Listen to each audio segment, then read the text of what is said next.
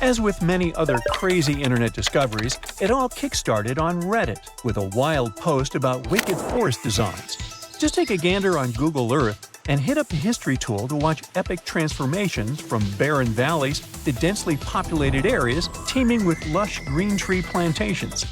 Currently, Uruguay has approximately 2.7 million acres of artificial forests. Just to put that into perspective, it would take you around 15 to 20 minutes to walk across 1 acre, depending on how fast your pace is. You could spend a lifetime just walking around those artificial Uruguayan forests. But how did they emerge, and how did they reach this scale? So there's this process called afforestation, where trees are planted in previously non-forested areas. This initiative was implemented as part of a larger plan to increase the country's forest cover, resulting in Uruguay now exporting an impressive $2 billion worth of wood pulp annually.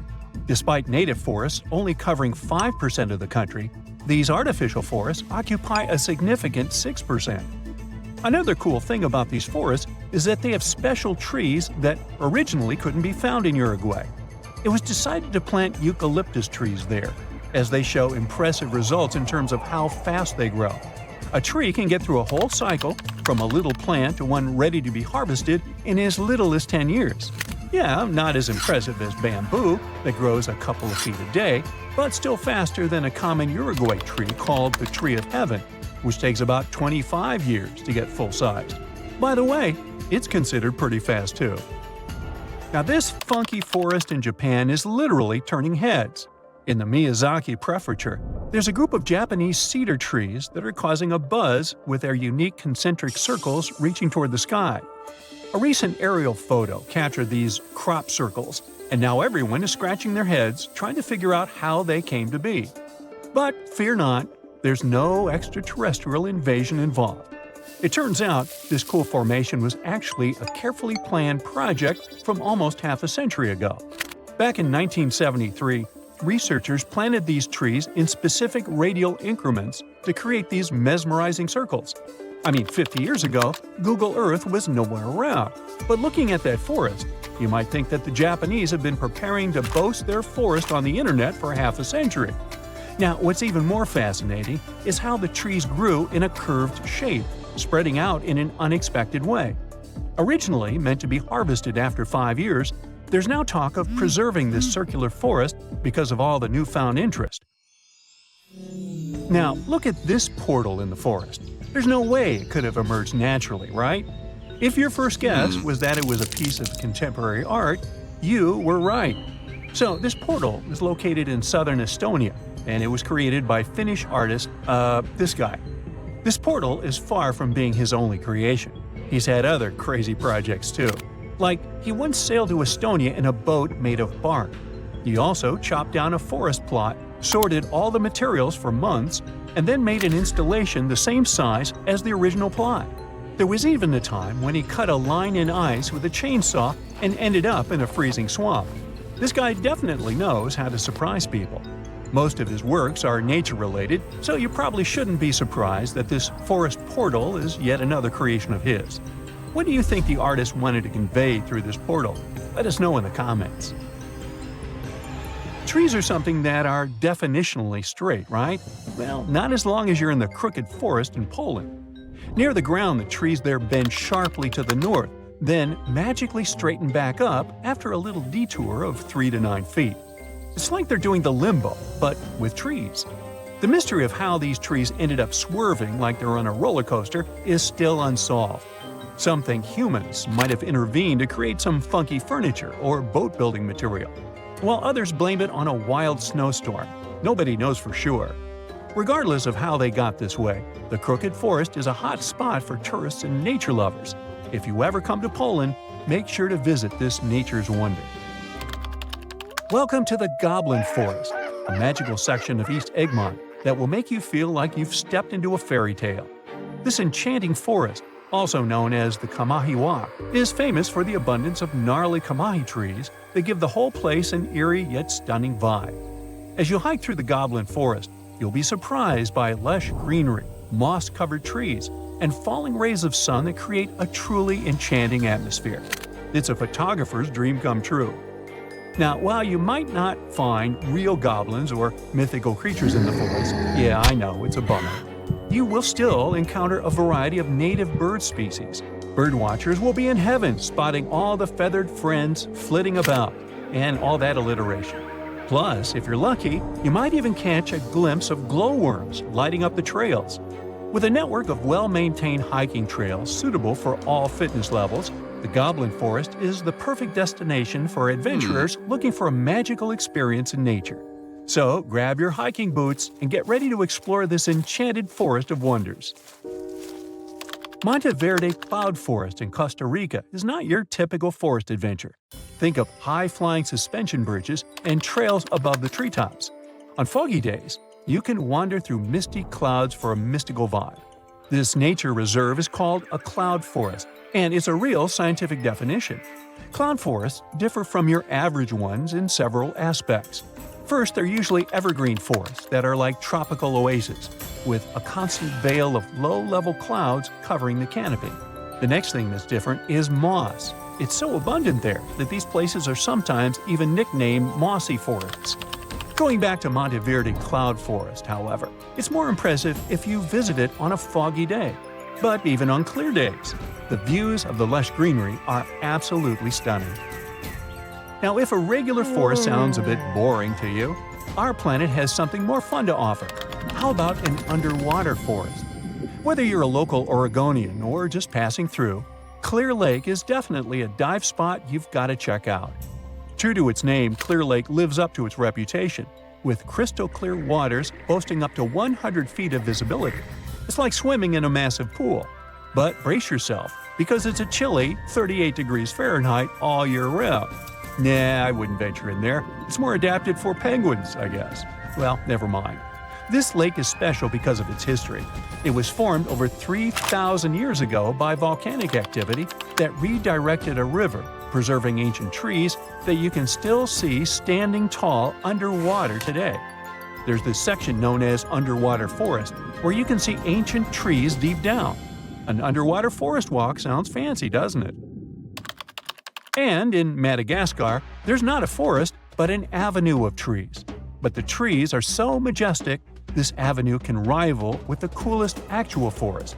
I'm talking about these awesome, gigantic baobab trees. Picture this, an 850-foot stretch of road lined with 20 to 25 massive baobabs, towering at about 100 feet tall. In terms of height, it's as if this alley was packed with many Rio's Christ the Redeemer statues. Even a 6-foot guy would feel insecure there. And if you venture just 4 miles away, you'll find the Baobab Amaru, 2 baobabs that grew twisted together like a love story. Legend has it that they represent an impossible love between 2 young villagers who dreamt of a life together. Now they stand there, intertwined for eternity.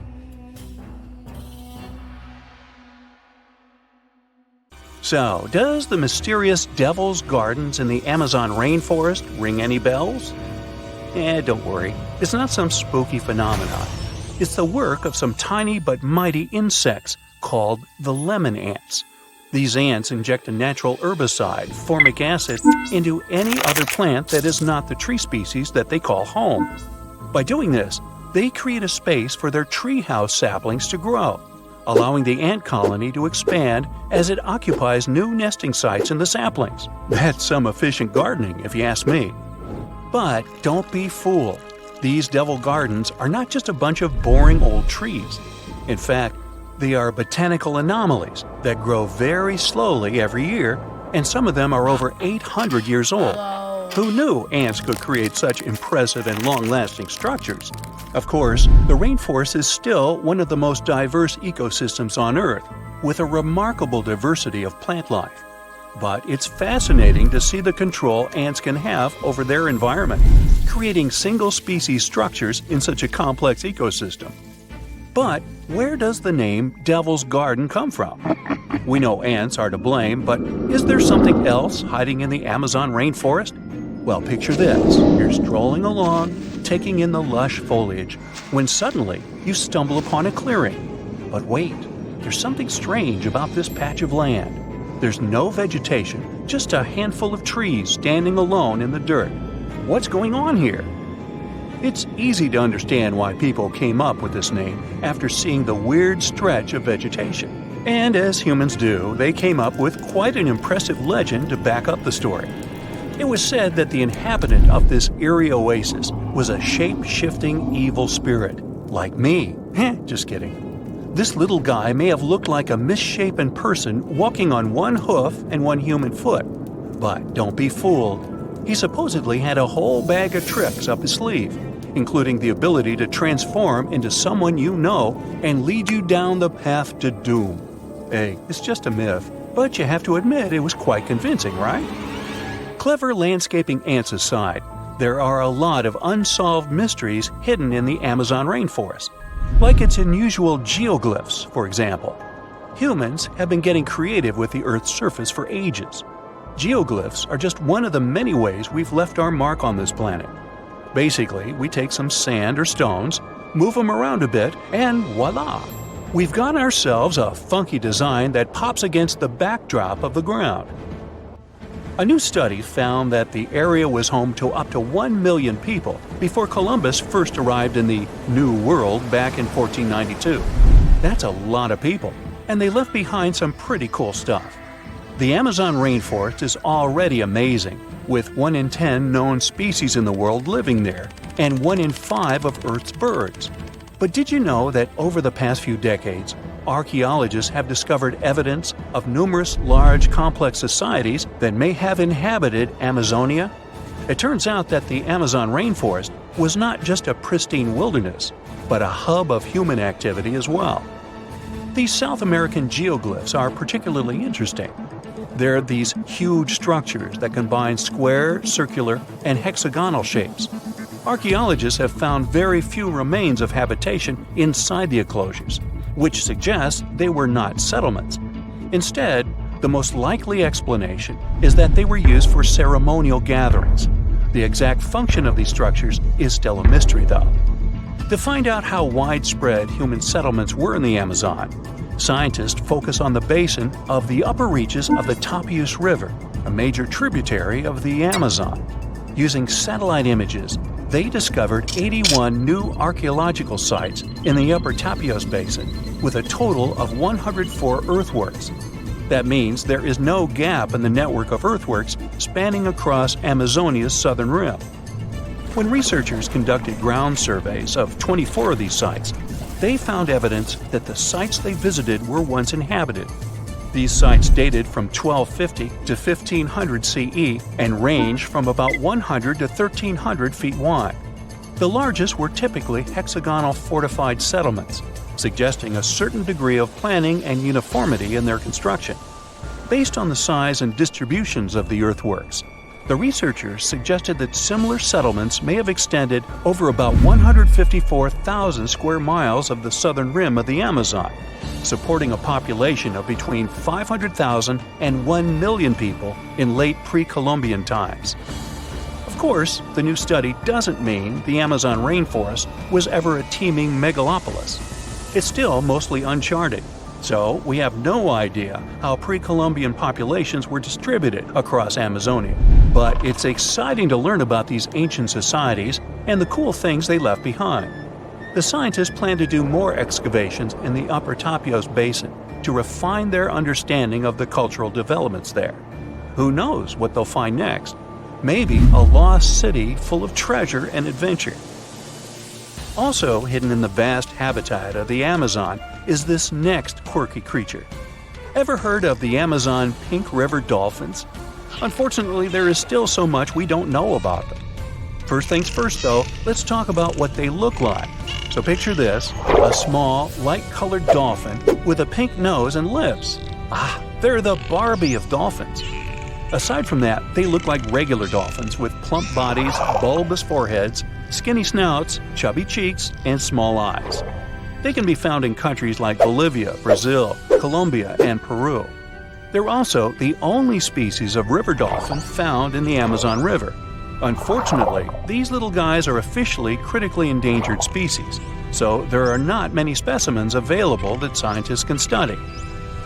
No other name is more famous when it comes to exploring the Amazon rainforest than that of Percy Faucett. He dedicated his life to exploring the area in search of a lost city. And not just any city, but an ancient, mysterious city that he called Z. Sounds like something straight out of an Indiana Jones movie, right? Percy was born in England in 1867 and had quite a career before he started exploring. But he didn't let his profession hold him back from following his dreams of exploring South America. In fact, he made 7 expeditions to the Amazon between 1906 and 1924, each time getting closer to uncovering the secrets of Z. Now, let me tell you a little bit about how large the Amazon rainforest is. How big is it? I asked myself. It's so big that you could fit the whole of the UK and Ireland into it a whopping 17 times. That's a lot of trees and animals to navigate through. But Percy was up for the challenge. Despite his best efforts, Percy never found the lost city of Z, and sadly, he disappeared during his final expedition in 1925. But his legacy lived on through the years, inspiring many to become archaeologists and explorers themselves. In fact, a book called The Lost City of Z was written about Percy's adventures and was even made into a movie. It's not all hidden mysteries and wild nature out there. There are around 1 million indigenous folks living their best lives in the Amazon rainforest. That's right, they hunt, fish, farm, and even have access to Western medicine and education. But here's the kicker. Not all of these folks are keen on socializing with outsiders, and can you blame them? For years, loggers, miners, and ranchers have been, shall we say, behaving badly toward these communities. It's no wonder that some tribes have chosen to stay isolated and protect themselves from the dangers of the outside world. In fact, in 2018, Brazilian authorities were able to snap a photo of a man dubbed the Indigenous Man in the Hole. He's the last remaining member of his tribe.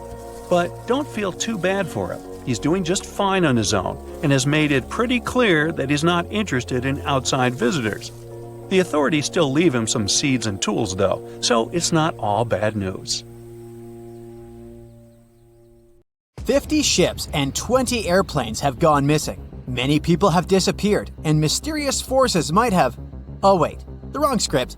This Bermuda Triangle is located in Transylvania. My bad. So, once upon a time in the heart of Transylvania, there was a mysterious place that people named the Bermuda Triangle of Transylvania. Look at these twisted trees and their tangled undergrowth. It seems like some evil creature may appear from behind a tree at any moment. There might even be ghosts and mysterious creatures that came from space, as stories said. The forest became so popular in the 1960s when a man was chilling there on a warm August afternoon with his girlfriend and a couple of friends. Suddenly, his girlfriend pointed at something unusual in the sky. A man came closer to the spot where she was standing and, to his surprise, saw it too. It was a weird silver disc shining in the sky. He quickly pulled out his camera and took 4 photos before the creepy object bolted away. The object was there for a mere 2 minutes, but the man developed his film and the picture ended up being published in local papers. Many people were skeptical about this. They claimed that those were most likely some weather balloons that looked like a spaceship because they were photographed in odd lighting. But no weather balloons, blimps, or any other objects were in the sky above the forest on that day. Spooky, huh? That's not the only campfire legend from that area. Stories say that those who ventured too deep into the murky depths of this creepy place often did not return, which is how it got its nickname in the first place. There was a shepherd who entered the forest together with his 200 sheep. They were never found again. People have also been whispering stories about a 5-year-old girl who disappeared one day. She re-emerged one day, 5 years later, wearing the same clothes as the day she went missing. Plus, she hadn't aged a day. There are people who entered the forest and did manage to return, but with severe burns, high fever, and some other health issues they didn't have before. Some were sure that happened because the subsoil had lots of natural uranium with a high level of radioactivity. And according to others, it's not unusual that you come to this forest and feel like someone's watching you or your electronic devices just switch off. And now, here's something that's not a legend. The forest has a rich history. Some sources say it was home to the oldest settlement in Romania, dating all the way back to 6,500 BCE. Trees themselves are pretty mysterious. They grow in creepy spirals or have some unexpected zigzag patterns. Even though some scientists have come there to explore this phenomenon, they couldn't find the answer to why they're like this. It seems as if trees are twisting their limbs so they can reach out and grab you when you're not looking. And that's what's interesting. Each of these twisted trees spirals in a clockwise direction. But legends say lots of inexplicable things have happened in a specific part of the forest where you can't find trees or any other types of vegetation. It's a perfect circle called the clearing. The perfect name for a horror movie inspired by all these stories. The soil in this area with no vegetation has been tested, and no one has found any weird stuff or anomalies that could potentially stop plants from growing there. Some locals believe the forest has positive energy, which is why it's good to make a wish there. But many more people let their imagination run wild, telling stories about paranormal activities happening there, like mysterious spheres popping out in the middle of the forest or extraterrestrial lights. Either way, you and your castle can step aside, Dracula, because you're not the only scary story from Transylvania. Here's another reason you won't be able to sleep well tonight. The Isla de las Muñecas, or the Island of the Dolls. In the middle of the eerie and murky waters of canals near Mexico City, there's a small island. It may look charming at first, until you realize it's home to hundreds of dolls hanging from the trees and scattered throughout the overgrown vegetation. These dolls are old and decaying. They've lost their color over time, and their once cheerful faces are now twisted into expressions of despair and horror. There is a sad story behind this disturbing place. It says the island used to be home to a reclusive man who left his family more than 50 years ago to live alone on the island. He started obsessively collecting dolls that were lost in the canal. The story says he even traded products he grew to locals to get more dolls. The man didn't clean these dolls nor show any interest in fixing them. He would just decorate his island with them regardless of the state in which he found them. Even those that looked good ended up ruined due to winds and rain. They weren't just outside, his cabin was full of these scary dolls too. Many people were terrified of this place, claiming it was cursed, but others believed the dolls safeguarded the island. Moving to the suburbs of North London, where you can find the mysterious Highgate Cemetery. It's definitely not a typical resting place for the dearly departed. This cemetery has so many peculiar graves, including those of Karl Marx and Douglas Adams. But that's not what draws visitors to its gates. People come there because of the legends claiming that this place is haunted by all sorts of spooky creatures, including vampires. Yup, stories about shadowy figures hovering over graves with glowing red eyes and sharp fangs never get boring. But this place wasn't always this creepy. It was established in the middle of the 19th century, once neglected and overgrown with crumbling monuments and vegetation that seemed to swallow up graves. But these legends became popular along with the place itself in the 1970s, after the cemetery had appeared in several horror movies. Some visitors there are even self-proclaimed vampire hunters. There's this peaceful and charming village called Pluckley, just a short drive away from London. At least that's what it seems at first sight. People whisper Pluckley could be the most haunted village in England. As you go through its winding streets, you'll come across many spots legends say are haunted.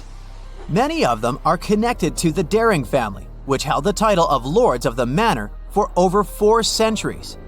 What gives the sense of old times is the round-topped windows on many buildings. Legend has it, hundreds of years ago, Lord Daring escaped when his enemies captured him. He jumped through one of these windows head first. In commemoration of this pretty daring act, every window in the manor house and the village was made in the same style. Even though the manor house burned down in 1951, the legacy of Lord Daring's escape lives on in the charming village of Pluckley. Some say Pluckley is surrounded by the so-called Screaming Wood. There are many legends about paranormal events that have occurred there. There are nice walking trails in this wood, but to be honest, I'd only be brave enough to hit them during the day. And how about the Crooked Forest? It's in Poland, and it consists of 400 pine trees whose trunks take a sharp 90-degree turn and then become weirdly curved, like the letter J. Someone planted them in the early 1930s, but it's still not completely clear how all these trees got the same curve. One scientist said this looked like a typical response to gravity. Plants have a special mechanism that allows them to reorient themselves when the stem is horizontal to gravity. So, these trees may have been grown this way for making boats or furniture. Of course, human imagination goes way beyond science, so many tried to explain the existence of these trees with stories of spirits that possess these trees or mysterious creatures from space that made them this way. Okay, I'm on. Let me just grab my popcorn. You've just moved to the Romanian city of Cluj-Napoca to make a startup, but you still have no idea what kind of horror will happen to you. In this city, you meet new people, and they tell you the story of the mysterious Hoia Baciu Forest located to the west of the city. They say it's the country's scariest place, and locals call it the Bermuda Triangle of Transylvania. After the meeting, you decide to check out of this place.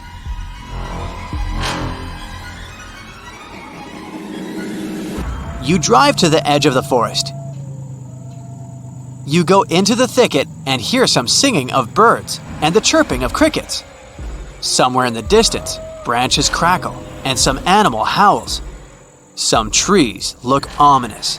Their branches look like many crooked arms. It seems to you that someone is watching you. You take a few more steps and find yourself in a small clearing. This is a perfect circle with grass, but no trees are growing here for some reason. You hear a moan from above. You look up and see a bright light within the trees. It gets brighter and brighter. And you lose consciousness. You're walking through the forest. It's already dark. You're cold, but fortunately, you can see the road ahead and your car. You come home, open the door, and look at the wall clock. This is strange. It's 10 p.m. now. You drove to the forest at 5 p.m., then took a little walk in the woods. Where did a few hours go? Then you notice something weird. There are strange red spots on your left hand. Are these burns or some rash? You go to the mirror and see that there's still a strange rash on your legs, arms, and neck. You tell your new friends about it, but they don't look surprised. They say that most legends about this forest are associated with time travel and memory lapses. Some say that they don't remember how they spent several hours in the forest and what they did there. Others talk about a strange rash on their hands. There are legends that the ghosts of lost people wander there, and some flying objects often visit this place. Someone said they had heard an ominous whisper in the forest and seen flying heads without bodies. The most famous legend says about a 5-year-old girl who disappeared in the forest. Rescuers and locals searched for her in the woods for several weeks, but found nothing. Then, a few years later, the girl came out of the forest alive and well, but the strangest thing is that she hadn't aged at all. She remained the same 5-year-old girl. After that, people began to think there was a time portal in the forest. If someone gets there, they'll find themselves in the future. It can be several hours or several years. Another myth is about a biologist who photographed the local fauna in the forest. He was taking photos of flowers and trees and caught on camera a strange object that flew in the sky. After that, people were sure that beings of extraterrestrial civilizations visited the forest. In the 15th century, a woman also disappeared there, but 500 years later, she came out of the forest completely healthy. Of course, it's unlikely that she was that woman. But a coin dated to the 1600s was found in her pocket. All these stories, as well as reports about phantoms, are rumors and myths. No one has yet been able to prove that the forest is really the center of paranormal activity. But if you decide to visit this place, Ask local farmers who live near the forest to share some stories with you. Perhaps they'll tell you something more creepy and truthful.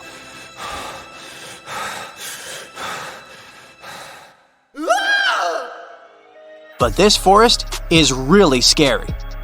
You may feel anxious and inexplicable panic. There are many videos on the internet where tourists and travelers visited this forest and talked about unpleasant excitement and strange sounds.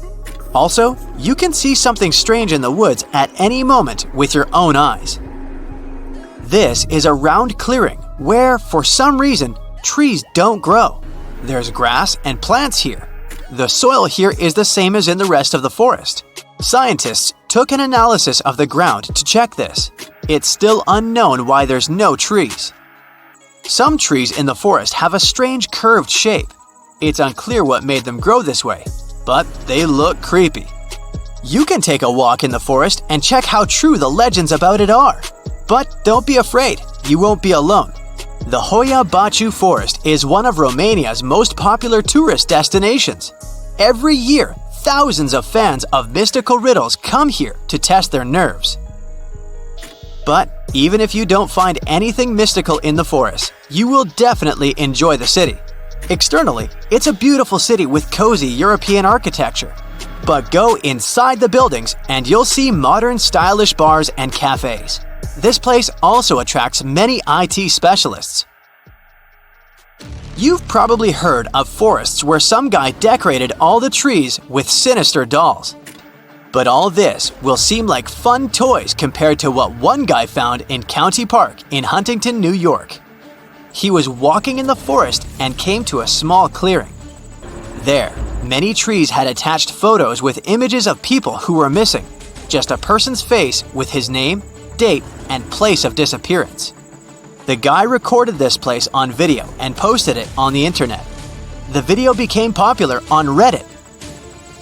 Its users discovered that all these people from photos went missing in different states. None of them were found alive. After such a terrible walk, the guy called the police. Soon, they found out that one local hung these photos on trees during a Halloween party. At the request of the police, he removed all the pictures. The case was closed. Imagine, you're lost in the woods. You've been walking in the forest for several hours. You tie your scarf to a tree branch and walk further along the narrow path. Half an hour later, you come to the tree with the scarf. You've never turned left or right. But why are you walking in circles then?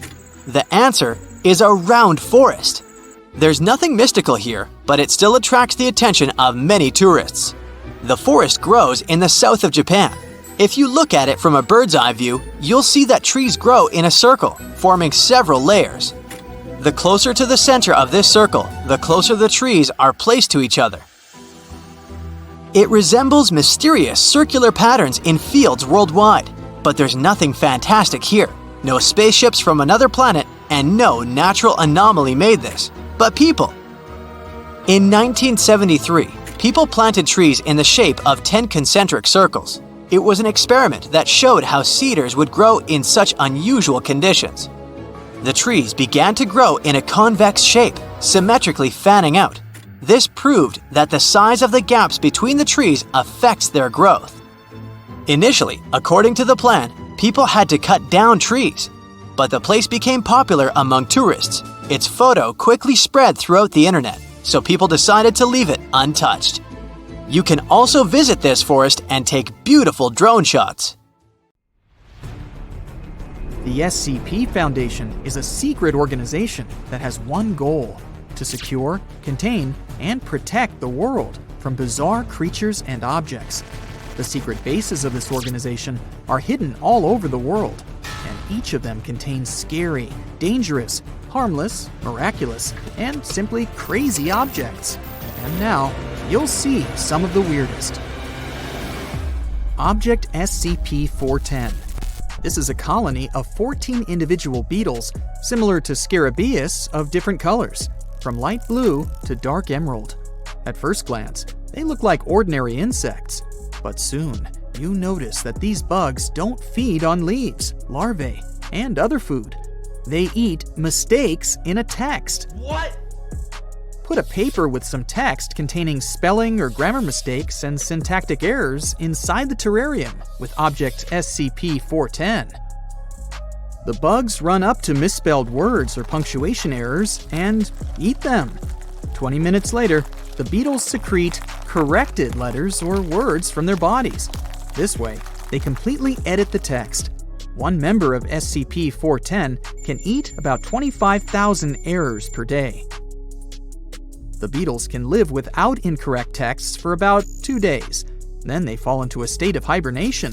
To revive them, you need to put a text containing at least 50 errors next to them.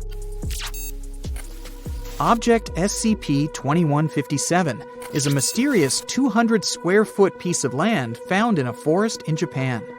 People are standing in different poses on this territory. 20 men and 21 women. They're all of different weights and heights. Their feet are on the ground, and their faces are turned to the west. People react to external stimuli. They blink, flinch, and get scared.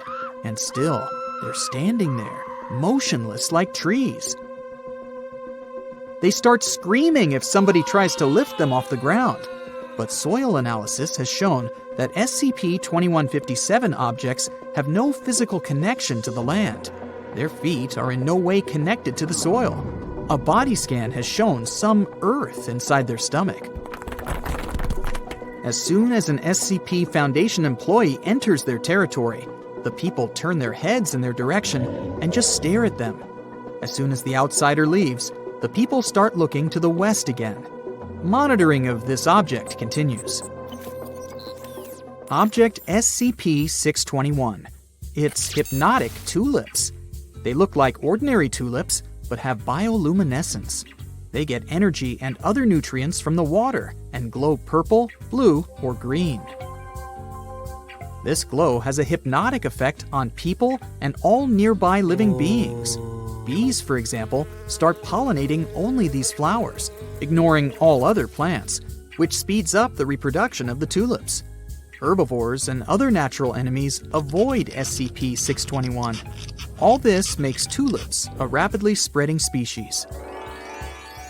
While growing, SCP-621 takes all the nutrients from other plants growing nearby. It depletes the soil and consumes a lot of water.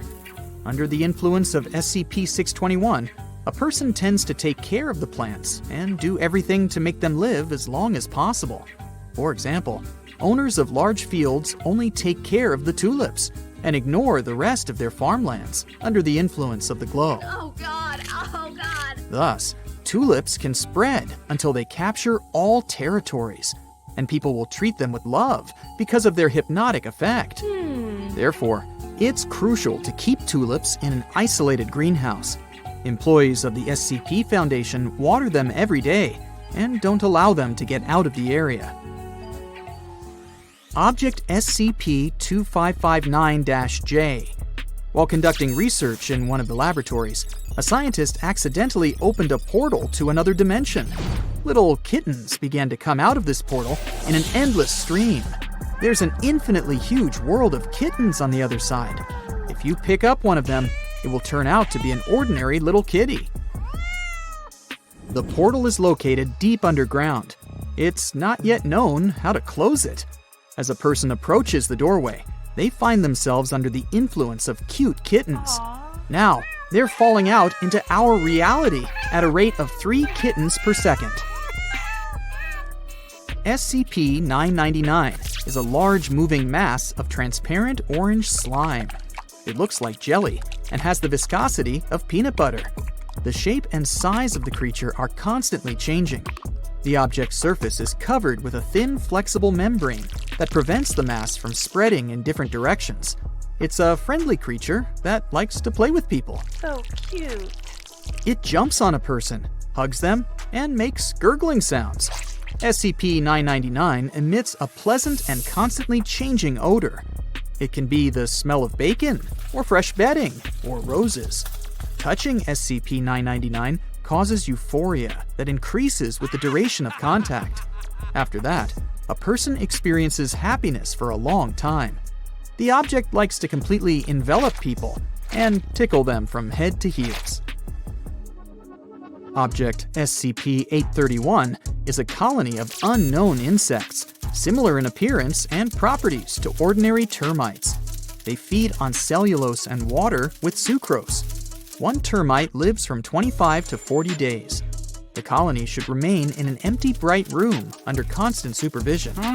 The walls and floor in the room should be made of high-strength steel. Employees should pour water with nutrients on the floor to maintain the life of these termites. You can only enter the room in a protective suit. When the termites get access to any object, they begin to use it to make the most primitive tools. For example, if you put a pencil in a room, termites will extract graphite and use the wooden body to create chips or something else. If you constantly feed it, the colony will grow and multiply. It will use primitive tools to create modern technologies. These termites know the properties of all substances and understand how to use them to create inventions. With the help of knowledge of the laws of physics and chemistry, and using wood and graphite from the pencil, in a few days, termites can create a primitive steam engine. The longer they stay in some place, and the more they multiply, the more perfect the inventions will be. Oh, yeah. A colony of millions of termites can create high-tech machines or radio transmitters that are incomprehensible to people. The boundaries of inventions are unknown, but the results of their work surpass all human technologies. This is why SCP Foundation employees keep SCP-831 in an enclosed, empty room. Object SCP-1689. It's a big bag of potatoes. In stable condition, it weighs about 110 pounds. There are about 200 tubers of ordinary potatoes inside. The inner space of the bag is much larger than it looks from the outside. The size of this area is unknown, but it's completely filled with potatoes. It's impossible to determine where the bag ends. Oh my god. SCP Foundation employees once went on an expedition inside the bag. Scientists created a special paste that broke down starch and turned potatoes into liquid slush. This way, the employees made a tunnel for themselves by spraying the substance and raking potato muck with shovels. That's when they found out that the space had a concrete floor, concrete walls, and a ceiling. They were walking inside some kind of building filled with potatoes. The team punched a hole in the wall and left the construction. The ground was covered with dried grass. There were only potatoes around. What was at the top was unknown, since the entire space was filled with potatoes. They also found a rusty bicycle there. The expedition failed. SCP-1689 leads to a world similar to ours, but something happened there, and it began to fill up with potatoes. Object SCP-623. This is a small room built in the 60s by a professor of biochemistry. There are only these items in the room: one blue sofa, one red sofa, one green sofa, one white plastic chair, one round table decorated in the same colors as the sofas, 7 chairs around the round table, and 7 multicolored lighting fixtures. All the furniture is nailed to the floor. Strange patterns are painted on the walls. They perfectly match the style and the location of the furniture. The acoustics and the appearance of the room, as well as the arrangements of all the objects, have a strong, pleasant effect on a person. Oh yes. Inside the room, people feel harmony and happiness. They relax and become kind and harmless. Because of the feeling of peace and serenity, people can't take the furniture out of the room. They just want to dance, laugh, hug the table, lie on the floor, and cry with joy. But as soon as they leave the room, they immediately become angry, aggressive, and sad. The real world outside the room seems to be a dangerous and dark place. If you stay inside the object for more than a few minutes and then go out, you can lose your mind. "Oh, that's really weird," Susie says, looking at a tree with a yellow bandage tied to it. She's been walking around a strange forest in southern Japan for an hour, and it seems she's got lost. She hung the bandage on the tree 30 minutes ago and started to walk right away from it. She didn't turn anywhere. She was walking straight, and then, half an hour later, she returned to this tree. Susie couldn't have gone far from the nearest settlement. She feels the forest is trying to deceive her. The trees are moving to not let her out of this place. All this looks like a horror movie. As night comes, a mysterious, invisible monster should appear and hang creepy crafts made of sticks on branches. Anyone would have panicked and started screaming for help, but not Susie. She smiles in the face of any danger. Besides, her phone and internet are on, so everything is fine. She takes a few steps to the side and ties a blue bandage to another cedar.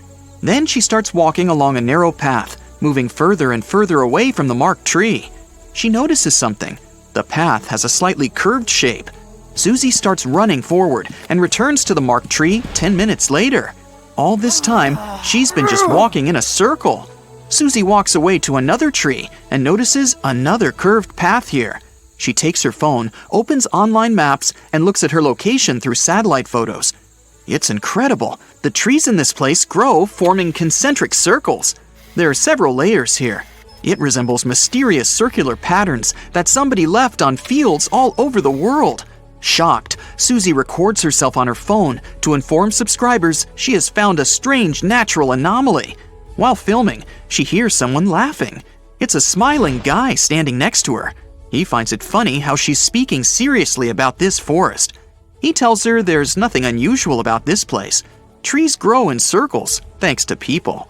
In 1973, they planted cedars in such a way with purpose and created 10 concentric green circles. They did this as an experiment to find out how trees would grow in such rounded conditions. They called it experimental forestry. The trees started to grow in a convex shape, symmetrically fanning out. This proved that the size of gaps between the trees affects their growth. Initially, they had to cut down the trees, according to the plan, but the place has become popular among tourists and locals. They love to take beautiful photos using drones and walk along the rounded paths of this little maze. Susie gets upset a little. She informs subscribers there's nothing mysterious here. The guy who told her about the circles offers her to visit the mysterious Crooked Forest in Poland. That's where she will definitely see a strange phenomenon. But before going there, she decides to check out another exciting place in Japan. She arrives in the fishing village of Aoshima. The first locals Susie meets here are cats. There are more of them than people. Cats are everywhere. They live here thanks to a lot of fish. Once upon a time, this place was full of mice that spoiled fishing boats. People brought cats to this place to fight the rodents. When all the mice had disappeared, the cats stayed here. Since then, people have been considering them as full-fledged citizens. The video with cats gets the most likes on Susie's channel. But now, as she promised, it's time to go to Poland. The forest looks weird thanks to the curved trees. The lower parts of their trunks are bent, making them look like bellies. It's also strange that they all point only to the north. Susie goes around the whole forest and counts about 400 trees. It seems people change the shapes of the trees, but for now, there's no evidence of this. It's believed they planted trees in the 1930s and damaged them during growing at an early age. Nobody can say why. There was a small village near the forest. Its locals probably knew the secret, but unfortunately, the town was destroyed more than 70 years ago. The key to the mystery disappeared along with it.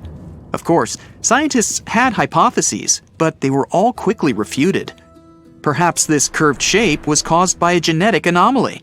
There are trees with similar trunks in other forests of the planet, but here, the curves look too perfect and neat. It's like an artist worked on them. This suggests that something from the environment has affected them. You can find similar trees all over the world, but mostly, they're loners and never grow in such big groups. Perhaps snow falls on the tops every winter. Tree trunks bend under such a heavy weight. But why is only the lower part changing? And why do other trees in the forest look normal? Also, there's no explanation why these trees point north. Is there any purpose? The most plausible theory says that local farmers changed tree shapes to create furniture and details for ship manufacturing. It's fast and easy to make a basket from such a tree, for example. By the way, manipulating the growth of trees was a common practice among some ancient tribes in America. They deformed the trunks for navigation and communication in forests. Well, that's all very interesting, but now Susie wants to see something scary. One of the subscribers advises her to visit one creepy forest. This place is located on an island 17 miles south of the center of Mexico City. Susie gets here on a small boat. As soon as she steps on the ground, she turns on the live broadcast on her phone. She records dolls hanging on trees all over the island.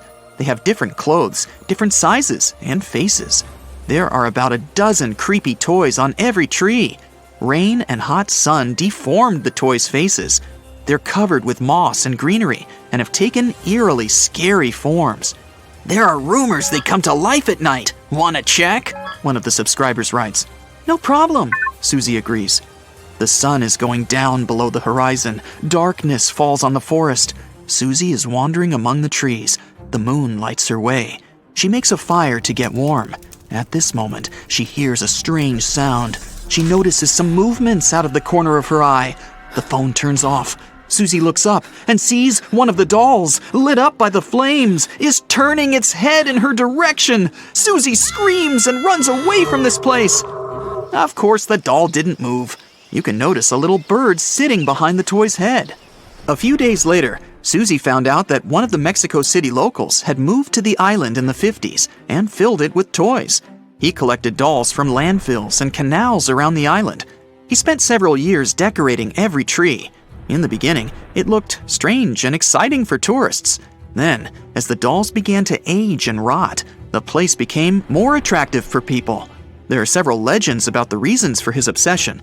Okay, Susie's had enough of these mysteries and creepy places. Now she wants to admire something majestic that was created by nature. She arrives in California's Sequoia National Park, where the most giant trees in the world grow. She's looking with an open mouth at the biggest tree in the world, a giant sequoia.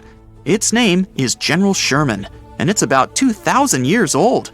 The volume of this tree is almost half the size of an Olympic swimming pool. Despite its age, it's not the oldest one. There are redwoods in the park that appeared 3,000 years ago. And the tallest tree in the world grows here, in California. It's a redwood that belongs to the sequoia family. It's called Hyperion, and its height reaches 380 feet. This is 1/3 of the Eiffel Tower's height. Just imagine what kind of view you can see from the tree's top. Now Susie is on the island of Madagascar. She's going to see unique baobab trees. They look like something has ripped them out of the ground, turned upside down, and shoved them back in. Baobabs are some of the most beautiful trees in the world. Most of them are here, in the Alley of Baobabs. But you can also find them in Australia and South Africa. Their tree trunks resemble sponges. They expand and absorb moisture during the rainy season. Elephants like to drink it. They tear off and chew the trunk's parts to quench their thirst. At night, flowers bloom on the baobabs. They smell like sour milk and attract bats. But the most interesting thing is that the baobab doesn't dry out and doesn't fall like other trees after the end of its life. It crumbles, settles, and leaves a pile of pieces on the ground. The snow-capped shape of Mount Taranaki, in the middle of Egmont National Park in New Zealand, is surrounded by a dense, dark-colored forest. It creates a gloomy green circle around the area. From above, the circle looks almost perfect. But it's only because of the local farmers. They use all the fertile soil they can, and it results in a contrasting color scheme. A near-perfect cone volcano, a rare geological phenomenon, has occasionally been erupting for over 100,000 years. It grew taller and larger after every eruption. It's predicted that in about 50 years, this volcano could turn the area around it into another Pompeii. In Italy, there's a unique spot known as the Giant Pink Bunny. You can find this humongous art project on the green fields of the Coleto Fava Mountain in northern Italy. The 200-foot-long and 20-foot-high bunny appeared in 2005. It was created by the art group Gelatin from Vienna. Not only does it have a strange and unique design, but it's also knitted. It took the team 5 years to finish the delicate structure. It used to be just like any other stuffed toy. Visitors could climb the bunny, taking in the views around them. But since it was placed on the hills, the art piece has started decaying. After all, it was only meant to last 20 years at the most. The once bright pink bunny has turned gray and has almost disappeared. If you look at the Google Maps satellite images these days, you might only notice its outline. While not as popular as Old Faithful, the Grand Prismatic Spring in Yellowstone Park, Wyoming is one of the most spectacular sights to see even from ground level. But from above, the bright bands of orange, yellow, and green really start showing their beauty. It's one of the biggest springs in the world, larger than a football field at 370 feet across. The hot water in it travels 121 feet to the surface. The spring is a feeding ground for heat-loving bacteria that change their color in the cooler water. A director searching for an unusual area for filming discovered a mysterious floating island in northeastern Argentina. Almost perfectly round and surrounded by a dark forest, it gives you an eerie feeling. No wonder the place got nicknamed the Eye. With the help of time lapses on Google Earth, it was discovered that the inner landmass was moving around rather than sitting still as was first believed. A circle of land 387 feet in diameter, ranging from several inches to many feet in thickness, casually floats in the clear waters. It even rotates slowly, pushed by the cold water from below. This water is still being studied. It's completely exclusive to the surrounding area. From above, it looks like nothing more than a little island sitting in Homebush Bay, Australia. But zooming in will change that perspective. Once a successful trading port, the bay is filled with 4 abandoned cargo freighters that were too hard to remove. Once they became decommissioned, they were left in the bay and forgotten. The shipwrecked SS Airfield transformed from a broken-down wreck into a small but beautiful nature reserve. It's filled with thriving mango trees that have overtaken the ship and are slowly breaking down its hull. In the Gobi Desert, in the northeast part of China, bizarre symbols appeared in certain areas. This led to many theories of what they could be. Maybe ancient markings like the Nazca lines found in Peru. Guesses range from odd weather patterns and pipelines for some future development to target practice areas, but it turned out to be none of those. They're simply special symbols used to calibrate the cameras on China's satellites. The Badlands Guardian in Walsh, Canada, is one of the most famous and fascinating spots you can find on Google Earth. It looks like a man's head carved into the landscape. A feather headpiece that Native Americans used to wear sits on top of the head. It must be quite a modern design because the face also seems to have a pair of earphones. Unfortunately, it's just a simple road with an oil rig at the end.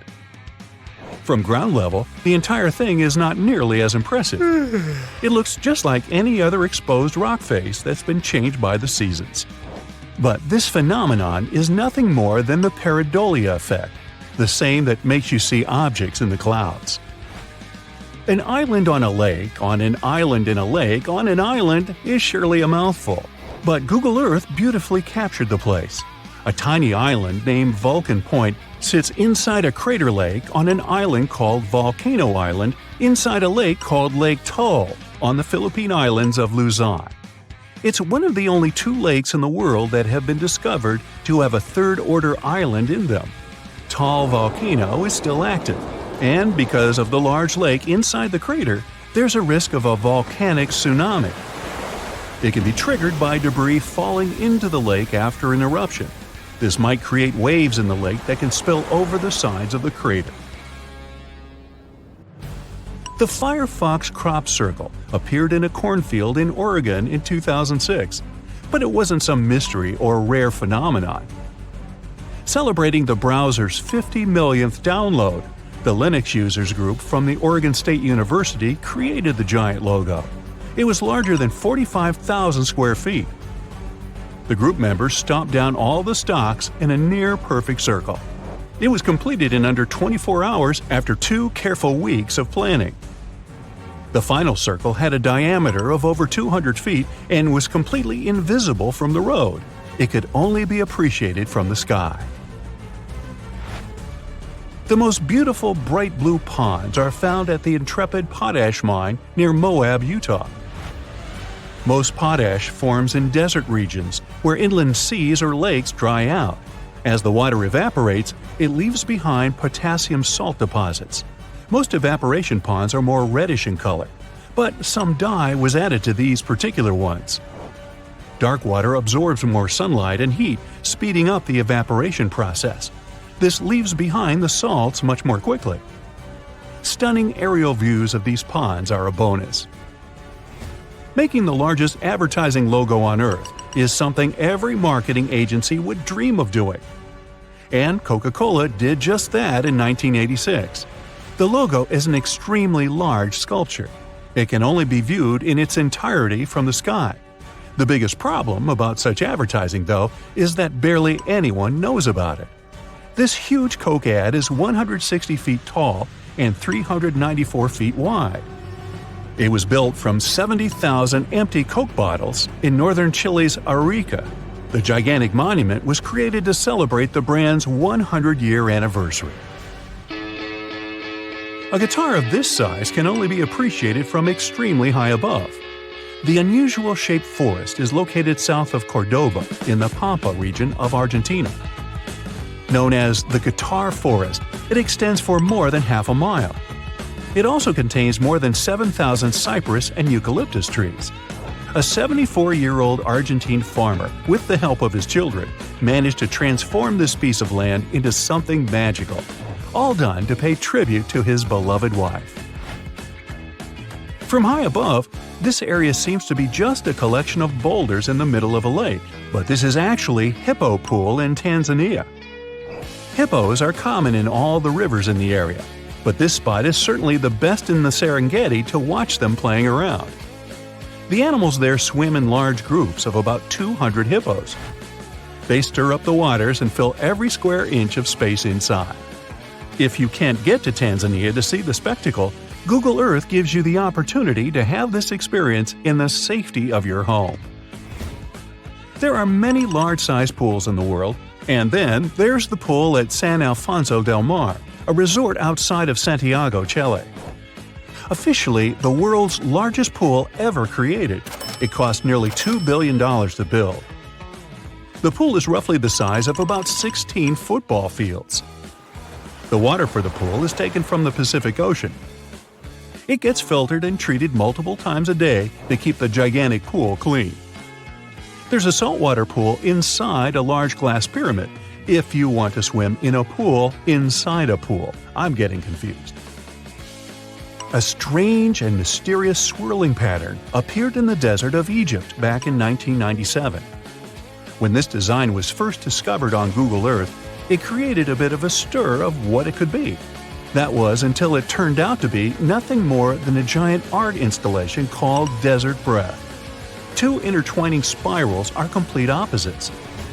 One spiral is piles of sand that are shaped like cones, and the other is made of mini craters.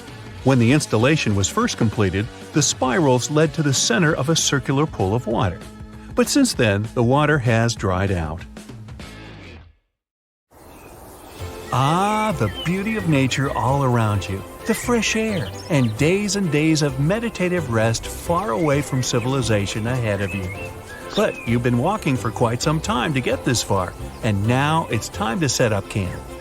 The woods around are dense, and there's no suitable place to put up your tent.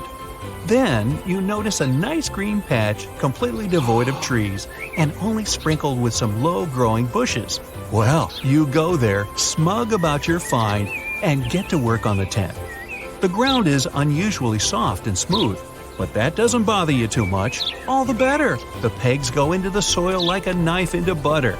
By the time you're done, it's dark already, so you get inside the tent and crawl into your cozy sleeping bag. You wake up from a creepy feeling that something's not right. You feel wet? You start wriggling inside your bag, and yes, it's almost completely soaked from below. You rush out of the tent as quickly as you can and see that it's started to sink into the ground. Turns out you've set up camp on a swamp. And you've been lucky too. Swamps aren't always obvious. Sometimes you won't even see them until you're knee-deep in muck and trouble. Getting out of there can be tricky as well. The moss and roots create a soft padding that's slowly pulling you under. And when you try to raise your feet, you might end up without your boots. Telling a forest swamp is fairly easy when you know what to look for. If you're in a dense thicket and see a lush, sunlit glade where nothing but moss and an occasional bush grows, chances are high it's a swamp. You can also check it by stepping lightly on this serene ground. If it feels springy, better stay away. One other thing the swamp can be dangerous for is, surprisingly, a forest fire. If you stay too close to a swamp and start a campfire, it might catch on, especially if there's a strong wind. Swamps and marshes are chock full of tar hidden underneath the layers of water and moss. When it starts to burn, extinguishing it is nearly impossible. Always keep a safe distance from any swamp before starting a campfire. Another common mistake while breaking camp in the wild is not looking up. Let's say you found some solid ground to put up the tent, cleared it from all the nasty cones and stones, and made sure there aren't any anthills close by. You don't want anything to creep inside your sleeping bag at night, do you? The spot you've chosen is perfect, and the tree your tent is leaning to protects you from the wind and rain. You set up for the night, turning off your camping light, and suddenly, your tent is thrashing as if a wild beast has attacked you. Bewildered, you scrambled out and see a huge branch has fallen on top of your tent. The worst thing about this is that you would have seen it coming if only you'd looked up before setting up camp. Half-broken and rotten branches are easy to spot, and it's never a good idea to put your tent straight beneath them. Such a thing can break off at any moment, and you'll be lucky if it doesn't tear your tent and harm you. Crunch. Dozens of tourists make this mistake every year and often pay dearly for it. Looking up will also help you make sure there are no wasp nests or spider nets above you. These might prove even worse than a branch because wasps don't like to be disturbed, and spiders may turn out to be venomous. Now, if you see a beautiful river and decide to break camp on its banks, pay special attention to where exactly you put up your tent as well. If you stay too close to the water, especially in spring or fall, chances are you'll find yourself afloat in the middle of the night. Always check the weather forecast for the day and the night after. If there's a chance of rain, better stay away from any bodies of water, especially rivers. The rain might raise the water level in it and make it burst its banks, drowning your little camp and ruining your vacation. But even if you're far from water, rain could spoil it for you. Say you're once again deep in the forest and tree crowns are protecting you from the weather. Precipitation still gets to the forest floor, but at least it's not as bad as in the open. The next night, when you set up camp in another place, you feel the ground is soft and springy. It's not a swamp though, just the last night's rain has loosened the soil.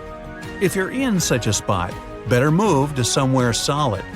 Thing is, soft and loose ground might start creeping out from under you at any point. This movement isn't as dangerous as when you're in a swamp, but the pegs of your tent might come loose too, and you'll end up buried underneath a pile of rugs that used to be your tent.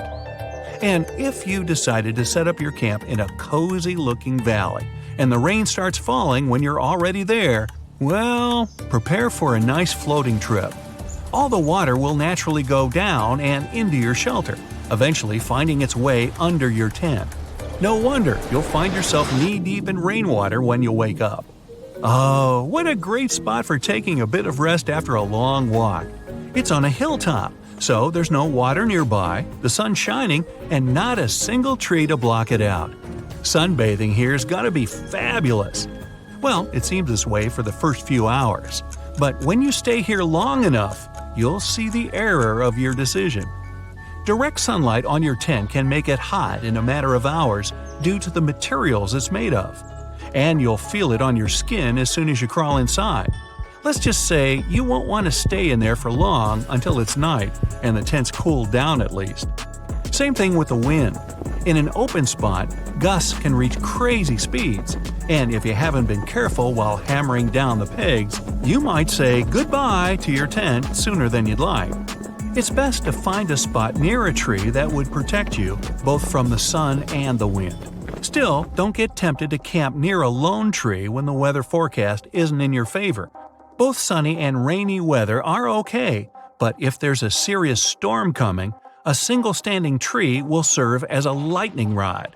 It's not hard to imagine what may come if lightning strikes a tree you're camping under. Hey, you might get a charge out of it. When winter camping, the weather can be even more treacherous. Remember what I said about direct sunlight? Forget it. In winter, it's best to have the sun shining on your tent. The cold might get to you no matter how cool and expensive your tent is, and the winds are generally much more vicious in the cold season. Direct sunlight will help you cope with much of the cold. One of the more common mistakes hikers make is starting a campfire too close to the tent. Again, the material of the tent conducts heat very well, and it's a good thing when it's warm. But it also catches on fire easily. Sometimes, one spark is enough to burn your shelter to cinders.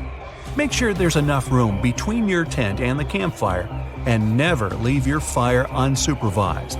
When you go to sleep, it's a rule to extinguish the fire so that you don't wake up to a blazing inferno around you. Insects can ruin even the most exciting hike.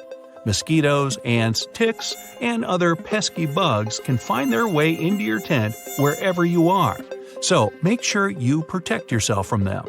Use skin repellents when you go outside and put an anti-insect spiral next to the entrance to your tent. Don't put it too close or inside though. The smell is irritating and it can also cause a fire. To avoid the best part of mosquitoes, and especially ticks, try to stay away from lakes, ponds, and dense forests where swamps may occur. Skeeters reproduce in still water, so areas around such pools are replete with the winged pests. But they have a hard time flying when there's some wind, so choosing an open spot is your best bet to get rid of them. Don't let them bug you. Brighter green plants might give us a warning when a volcano is stirring. Turns out, unlike earthquakes, which are super unpredictable, volcanoes can sometimes show early signs.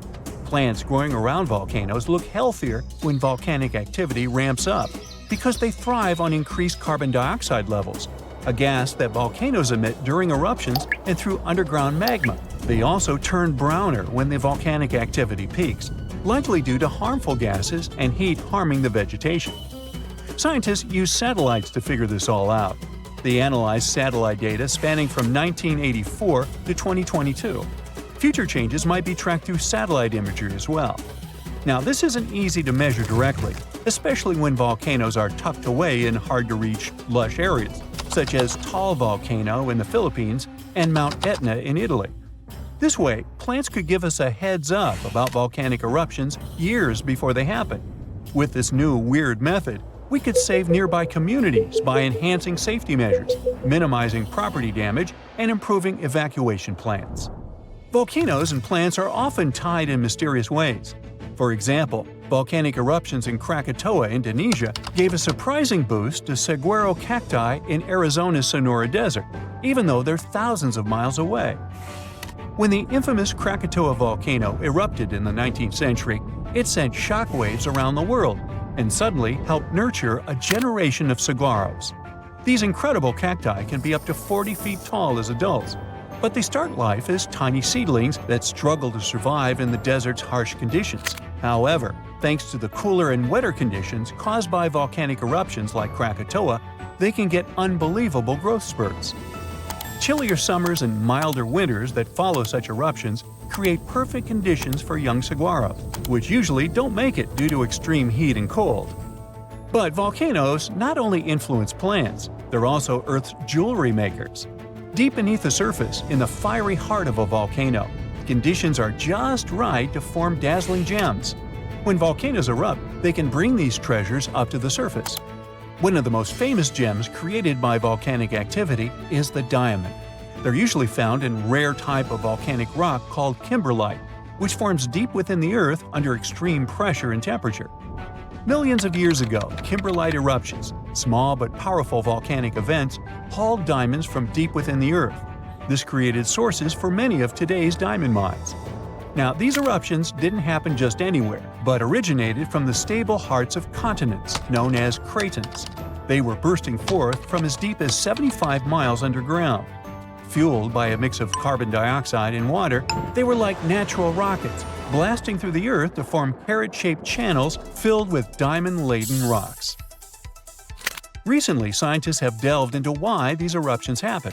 They suggested that the breakup of ancient supercontinents like Pangaea disrupted the mantle's flow underneath, triggering these spectacular kimberlite eruptions.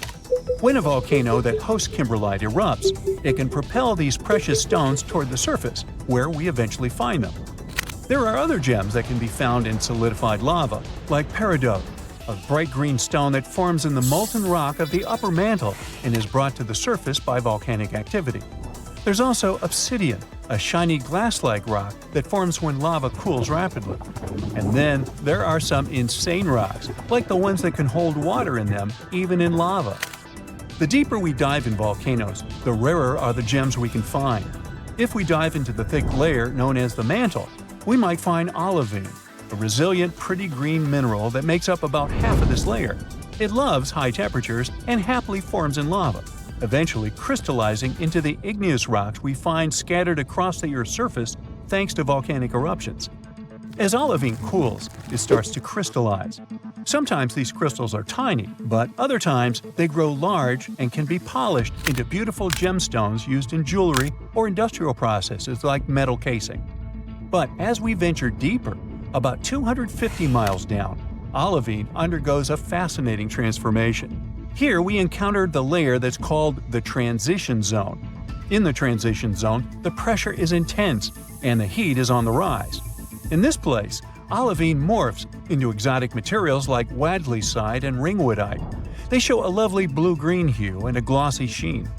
While they're too rare and small for jewelry, they have a unique ability to hold water within their structures, not as droplets, but as hydrogen and oxygen components, making up to 3% of their volume. Later, it turned out that the transition zone is not just a pressure cooker for minerals, it's a giant sponge, holding a vast underground water reservoir. This was a groundbreaking discovery. You get the pun? This hidden water doesn't form an ocean as we know it, but suggests vast amounts of water are stored deep within the Earth. Volcanoes can help us learn more about life not only on our planet, but on others as well. In the fiery heart of Costa Rica's Poas volcano lies Laguna Caliente. This hydrothermal crater lake is among the most brutal environments on Earth. We've got a whole bunch here: scalding temperatures, toxic minerals, and water so acidic it can corrode metal. But despite all that, there's a few tough microorganisms that manage to thrive in these conditions. And this remarkable survival has caught the attention of scientists because it might just hold clues about life on Mars. Scientists are studying these extreme microbes. Turns out they've developed a myriad of genetic adaptations to withstand their harsh surroundings. They have genes that help them process everything, from sulfur and iron to carbon and bioplastic granules. All these things could be crucial in environments as challenging as Mars. NASA's Perseverance rover is currently exploring the crater rim of Jezero crater on Mars. Previously, we looked for Martian life signs in places like old stream beds and river deltas. However, the discovery of Laguna Caliente suggests that we should probably look for life in the remnants of ancient Martian hot springs as well. These spots might have once had the right cocktail of heat, water, and energy sources that are thought to be essential for kickstarting biology. Volcanoes can help planets in many ways, but they can also destroy life. Scientists believe that volcanic activity was one of the main reasons for at least 3 of Earth's 5 mass extinctions. Take the mass extinction of dinosaurs. We're used to blaming it on the Chicxulub meteorite, but there's a chance it could have been caused by volcanoes. The consequences of the eruptions can be horrifying. Mount Tambora, located on the Indonesian island of Sumbawa, erupted in 1815 and was the most powerful eruption ever recorded in history. This massive eruption was so strong it ejected between 8 to 11 cubic miles of material. It was so loud that the sounds of the eruption were heard as far away as Sumatra, over 1,600 miles distant. Before its catastrophic eruption, Tambora had been dormant for centuries, and its magma chamber slowly cooled and crystallized. This process built up immense pressure inside the volcano. It was eventually released in a series of terrifying events starting on April 5, 1815. The climax came on April 10th, when massive plumes of ash and pumice were thrown into the atmosphere. The aftermath of the eruption was dire. Tsunamis devastated the surrounding area. It's estimated that around 4,600 people passed away immediately from the eruption itself, with ash fallouts affecting air quality and water sources across the region. This event came down in history as the year without a summer. This was due to the vast amount of sulfur dioxide Tambora ejected into the stratosphere. It created a veil of aerosols that reflected sunlight and significantly lowered global temperatures. A similar thing happened to our planet 66 million years ago, during the dinosaur extinction. The sky turned black for months. I mean, I wasn't there, but that's what they say. The largest tree in the world is so massive, it even earned itself the nickname General Sherman. It stands tall in California's Sequoia National Park, stretching its branches at 275 feet toward the sky. That's almost as tall as the Statue of Liberty.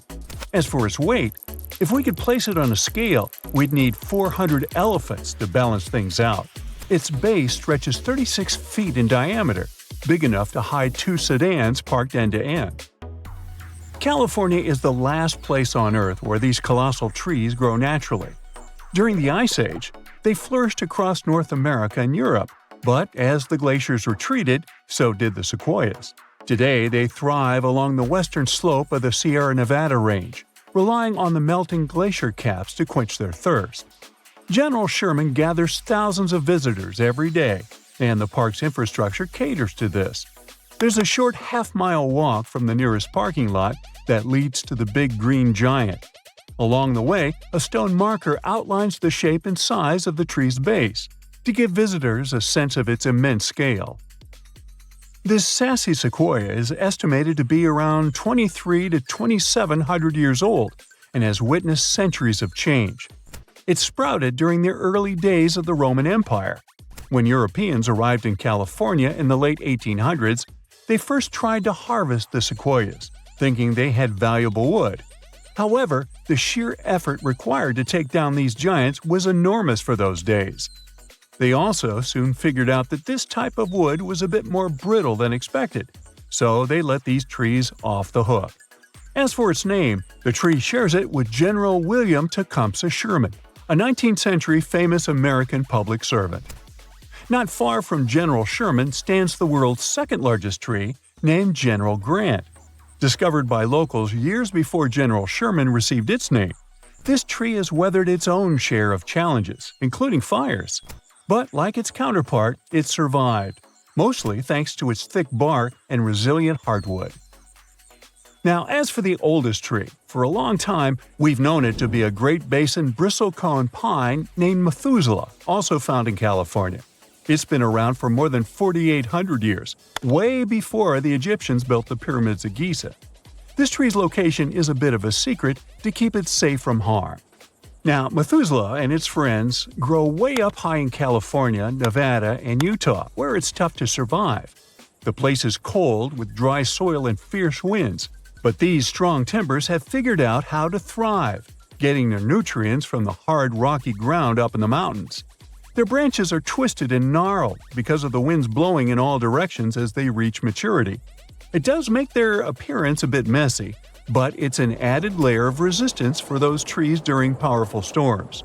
Their roots only feed the branches right above them, so if one part of the tree's roots fades away, only that part of the tree will be affected. Now, there's a new contender, however, for the same title of the oldest tree.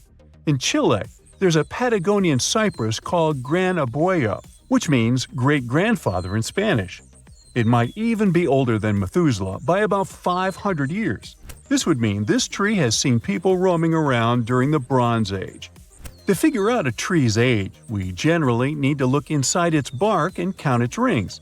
For the Gran Abuelo, though, scientists use complex math to estimate how old it is. Some experts aren't convinced by this method just yet. No matter which tree is older, both Methuselah and the Granoboyo have seen a lot of changes in their long lives. Each ring in their trunks holds info about the weather from the year it grew.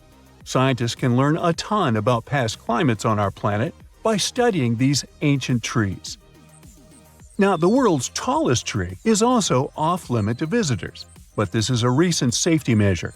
Its name is Hyperion and is located in Redwood National Park, California. Standing at a towering 380 feet, Hyperion is a coastal redwood, taller than the length of an American football field. Named after a character in Greek mythology, Hyperion was discovered in 2006 by two researchers. The park is home to other incredibly tall trees like Helios and Icarus, both also reaching heights of over 370 feet. The impressive height of redwoods in Northern California is due to their leaves and the region's climate. These trees absorb and store moisture from morning fog, and their sprouts promote growth after injury, allowing them to live for a very long time. However, their shallow roots make them susceptible to damage from hikers. Besides being a record holder, Hyperion's appearance may not live up to the hype. Witnessing its towering height from the ground is hard, and its trunk isn't that impressive. Hyperion is currently tucked away in a closed-off section with no official trail. But despite this, many tree enthusiasts have trampled through over the years, harming the habitat leading up to it. Trash has also been found along the way in the past. The park recently issued a statement urging visitors to steer clear of this tree. Otherwise, they could face hundreds of dollars worth of fines and even end up behind bars. The Tree of Life stands as a resilient symbol amidst the arid desert landscape of Bahrain. Nestled in the highest point of the country, this ancient tree defies odds, captivating visitors with its mysterious and inexplicable presence. It's surrounded by endless stretches of heated dunes in the Arabian Desert. Because it stands alone against the desert backdrop, it has puzzled scientists and botanists for years. There's little to no rainfall over there. There are also no freshwater sources nearby. Despite the lack of moisture, the Tree of Life insists on flourishing, flaunting its green foliage. How it manages to survive in such harsh conditions led to some weird theories. Some speculate that the tree's roots go deep into the earth, reaching depths of up to 160 feet to access underground water reserves. Others suggest that the tree has adapted to its environment, drawing moisture from the surrounding sand grains through specialized mechanisms. One other interesting idea is that the Tree of Life lies at the site of the legendary Garden of Eden, getting its water from a mystical source. Apart from its scientific and cultural significance, the Tree of Life is an important tourist attraction for locals, luring in approximately 65,000 visitors each year. All for a tree. Now, Poland has its fair share of trees worth mentioning, all gathered in the Crooked Forest. It's a group of 400 trees that bend strangely. They all have a similar shape, curving sharply toward the sky in little J shapes, almost touching the ground. People have different ideas about why these trees look like that. Some think a heavy snowstorm covered them when they were young, pushing them down. Others believe the area's gravity might have affected how they grow. One interesting theory is that people who planted these trees back in the 1920s might have bent them on purpose. They wanted to use the curved shapes to expedite the furniture manufacturing process. So when the trees were about 10 years old, they interfered with their growth, making them develop in this odd shape. After the manipulation process was stopped, it left the trees in this weird position for decades. Either way, whatever happened to one tree happened to them all because they're all adjusted in the same way. So human intervention is the most likely explanation. Even though all the trees in the Crooked Forest look the same with their spooky bend, they still manage to grow tall and healthy. They've adapted to their difficult conditions, and somehow they've managed to keep growing upwards. On January 10, 1992, a huge cargo ship sailed somewhere in the middle of the Pacific Ocean. It got caught in a strong storm. Its waves battered the ship frightfully, and some of its containers fell into the water. One of them opened and released some 29,000 rubber toys. There were yellow ducks, frogs, and blue turtles. From that moment, their journey of almost 20,000 miles across the world's oceans began. This enormous number of toys survived many years of storms, salt water, encounter with marine animals, and countless days under the scorching sun. The ducks even ventured into the icy waters of the Arctic and swam through the spot where the Titanic sank. Some of the toys settled in Hawaii, and some went to the shores of England. Many people watched their journey all the time. Oceanologists studied ocean currents with the help of this migrating flock of rubber duckies. People authored books about these ducks. Each toy is an artifact, and somebody managed to find at least one of them. One frog washed up on the coast of England, and other toys were found in the ocean. People are looking for them and selling them for thousands of dollars. Until now, these wanderers are floating somewhere out there, and you may find one of them sometime. I keep mine close by. You know what ammonite is? It's a kind of a big ancient seashell with a spiral on its back. So, the coast of Washington hides many fossils of these animals. One day, a group of scientists went there to find these prehistoric things. But instead, they found a massive bone of an unknown dinosaur. The problem was that the fossil was stuck in a coastal rock. Paleontologists dragged a stone saw to get the find. They extracted the bone and discovered it belonged to an animal that lived about 80 million years ago. It was a theropod, a predatory dinosaur that moved on two legs. T-Rex and velociraptors belonged to this species. It's not proven exactly who this bone belonged to, but researchers say the descendants of these dinosaurs are modern birds. In 2008, on the shore of Brighton Beach, people discovered probably one of the most unusual things that have ever been thrown on the shore. This was a big 8-foot Lego man. He was whole and looked great. It's unknown how long he stayed in the ocean and ended up here. The discovery attracted the attention of locals and the district administration. The Lego man looked so cool on the beach that the people at City Hall decided to leave him there. Nobody knows the true story of this giant toy. Some say that Lego Man arrived from Denmark. There's a Legoland theme park, maybe the toy came straight from there. Others are sure that it fell from some passing ship, see rubber duckies. But of course, there's a high probability that this is all part of a PR campaign. Even if it's not, it's still a great ad. In 2010, locals found a giant tree washed up on the beach on the shore of La Push, Washington. Several people could fit inside its trunk. There's enough room to squeeze in a bed, a table, a TV, and even throw a small party. And the height of the tree itself reached about 200 feet. This is almost the size of a Boeing passenger jet. There were a lot of discarded trees on the shore that day, but this giant was the king among them. High tides and fierce winds brought it ashore. Storms occur often in this region. During this time, rivers flowing through the area spill over the forest and dump large trees.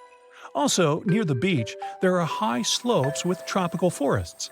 At high tide, the water washes away the trees and brings them to the shore. Now, they didn't know the exact type of tree, but it was like the Sitka spruce, red cedar, and Douglas fir. In 2020, a giant squid was found on a shore of a South African beach. Such finds are rare because giant squids live in deep, dark waters. The beached sea creature was almost 14 feet long. This is more than the size of a passenger car. Some of these individuals can reach the size of buses. It's not surprising that sailors called these monsters kraken in the distant past. They have enormous tentacles, beak-like mouths, and the most giant eyes in the animal world. One such eye can be the size of a football. In 2021, a family found an old, closed bottle on a beach in Hawaii. And of course, there was a message written 37 years ago inside. The letter was written in English. Then it turned out that school students at one Japanese school wrote this message. Back in 1984, the school released about 450 bottles into the ocean to study ocean currents. The letter had an address with a request to give it back. Now, about 50 bottles have been returned to that school in Japan. But this message, found on the shore of Hawaii, is the first since 2002. Imagine you're walking along the shore and suddenly see something strange in the distance. It looks like a giant starfish with large dark green tentacles. The center of this star has a strange red glow. The object is fenced with tape. There are people in protective suits around. It happened in May 2022 on Bondi Beach, Australia. On that day, journalists and many tourists came to the shore to find out that the unknown creature was just a sculpture made as an ad for one famous American TV series. In England, a 180-million-year-old fossil was found on Charmouth Beach. This was one of the oldest finds in the world, and this was just not a bone, but almost the whole skeleton of a huge underwater lizard, Ichthyosaurus. Let's just call him Icky. The size of this fossil was 40 feet long. It's practically the length of a small bus. The lizard's head alone was 7 feet. That's the average height of a professional basketball player, who aren't fossils. Icky was not only one of the oldest, but also one of the most giant ancient skeletons ever discovered by people. Just imagine how it swam in the seas and oceans and terrified all the sea creatures 180 million years ago. No thanks. On February 16, 2020, locals found a large cargo ship stuck on a rocky shore off the coast of an Irish village. It was old, rusty, with holes in the body and rotten parts. Kind of like me. The day before, though, it wasn't there. There was nothing valuable or exciting on board, just some old barrels of fuel. People didn't find any records or logs. Who owned the ship? Who was the captain? Where was the whole crew? No one had the answers to these questions. Soon the press wrote about the ship, and someone called the village administration and introduced themselves as the owner. That person didn't supply any evidence and hung up. Of course, no one took the ship, but after a while, people began to reveal the story of this mysterious vessel. It's called Alta. 5 months before the final stop on the coast of Ireland, it was seen thousands of miles away in the waters of the Atlantic Ocean. That day, the big ship MS Protector was sailing through calm waters and spotted Alta. The MS Protector crew tried to contact it, but no one answered. Even then, the vessel was empty. It was a phantom ship. It's still unknown how it could cover the distance across the Atlantic and surf to the coast of Ireland. Maybe it's just luck. It's also notable that no one else has seen the ship all this time. It just calmly sailed huge distances, surviving storms. But then, added information appeared. Alta had changed several captains and flags. It was used by smugglers for illegal purposes. It visited the shores of Africa and Greece. One day, several members of the Alta crew sent a distress signal. They ran out of food and water supplies. There was a breakdown inside the engine. People were rescued, and the ship remained wandering in the ocean. The owner of the boat was never found.